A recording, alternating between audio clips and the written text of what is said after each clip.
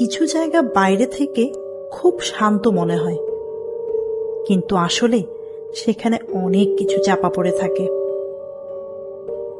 সিলেটের চা বাগানগুলো দেখলে মনে হয় খুব সুন্দর, সবুজ গাছ, হালকা কুয়াশা আর বাতাসে দুলতে থাকা চা পাতা। অনেক মানুষ এখানে ঘুরতে আসে, ছবি তোলে, ভালো লাগা নিয়ে ফিরে যায়। কিন্তু এই গল্পটি সেই সৌন্দর্যের পেছনের অন্ধকার নিয়ে। এটি শুধু ভূতের গল্প নয়, এটি একটি অবিচারের গল্প, একটি সাধারণ মৃত্যু। একজন চা শ্রমিক মারা গিয়েছিল। কোনো খবরের কাগজে বড় করে লেখা হয়নি, করেনি কেউ কোনো প্রতিবাদ। সরকারি খাতায় শুধু লেখা হয়েছিল, স্টেট কর্তৃপক্ষ বলেছিল সে মানসিকভাবে দুর্বল ছিল। কিন্তু সহকর্মীরা জানত পরিশ্রমী মানুষ ছিল সে। প্রতিদিন সঠিক সময়ে কাজে আসত, এমনকি অসুস্থ হলেও কাজ ছাড়ত না। একদিন সে বকেয়া মজুরির কিছু টাকা চেয়েছিল মালিকের কাছে, কারণ তার ওষুধ কেনার দরকার ছিল। কিন্তু সে টাকা তাকে দেওয়া হয়নি, বরং তাকে অপমান করা হয়েছিল। কিছুদিন পর তাকে স্টেটের পুরনো একটি গাছের কাছে মৃত অবস্থায় পাওয়া যায়। মামলাটি খুব দ্রুত বন্ধ করে দেওয়া হয়। অদ্ভুত ঘটনার শুরু। মৃত্যুর কিছুদিন পর থেকে চা বাগানে অদ্ভুত ঘটনা ঘটতে শুরু করে। রাতে পাহারাদাররা পায়ের শব্দ শুনত, কিন্তু কাউকে দেখতে পেত না। মাঝরাতে মেশিনগুলো নিজে নিজে বন্ধ বা চালু হয়ে যেত, লাইট ঝিলমিল করত। সবাই বলতো পুরনো মেশিনের সমস্যা, এটা অন্য কিছু নয়। কিন্তু একটা ব্যাপার সবার নজরে আসে।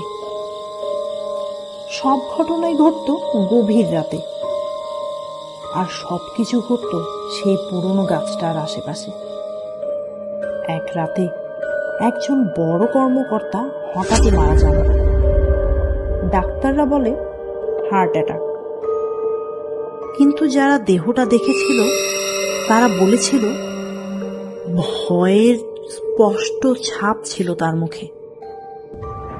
এরপর কেউ আর রাতে কাজ করতে চাইত না।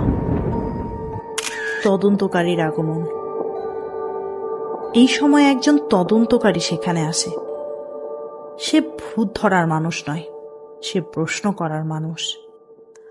সে মন্ত্র বা তাবিজ নিয়ে আসেনি, সাথে এনেছিল ক্যামেরা, রেকর্ডার আর কাগজপত্র।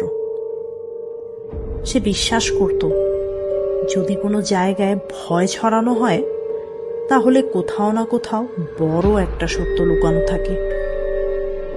সে অন্ধকারের চেয়ে ফাইল আর হিসাবের দিকেই বেশি নজর দেয়। লুকানো সত্য। পুরনো নথি ঘেটে সে ভয়ঙ্কর কিছু তথ্য খুঁজে পায়।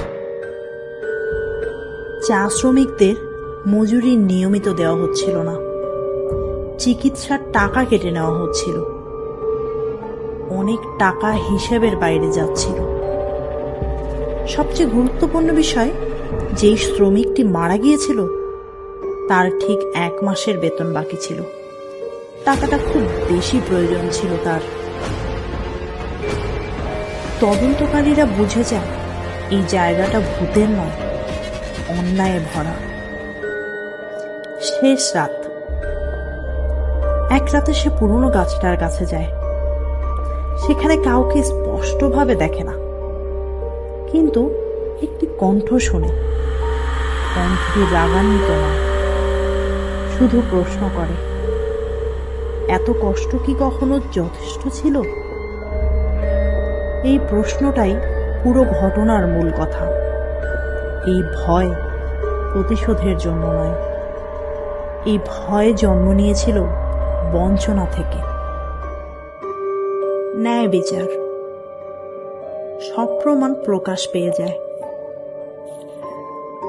সব দোষীরা গ্রেফতার হয়। চা বাগান সরকারি তত্ত্বাবধানে চলে যায়। শ্রমিকদের বেতন ঠিকঠাক মতো দেওয়া হয়, চিকিৎসার সুব্যবস্থা করা হয়। এরপর অদ্ভুত ঘটনাগুলো আস্তে আস্তে বন্ধ হয়ে যায়। আজও পাহারাদাররা বলে, কিছু রাতে পুরনো গাছটার কাছে দাঁড়ালে ভয় লাগে না, মনে হয় জায়গাটা আজ শান্ত। শেষ কথা, চা বাগান এখনো সবুজ, মানুষ এখনো সেখানে যায়। কিন্তু এই গল্প আমাদের মনে করিয়ে দেয়, অনেক সময় আসল ভূত কোনো আত্মা নয়, আসল ভূত হলো অবিচার। আর অবিচার উপেক্ষা করলে একদিন তা কথা বলবেই। এটাই ছিল আদি আর্কাইভসের আজকের নথি। কিছু গল্প ভয় পাওয়ার জন্য নয়, বোঝার জন্য দরকার।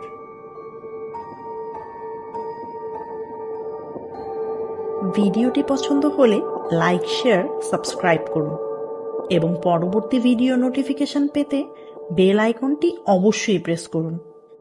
শীঘ্রই দেখা হচ্ছে নতুন কোনো ঘটনা নিয়ে।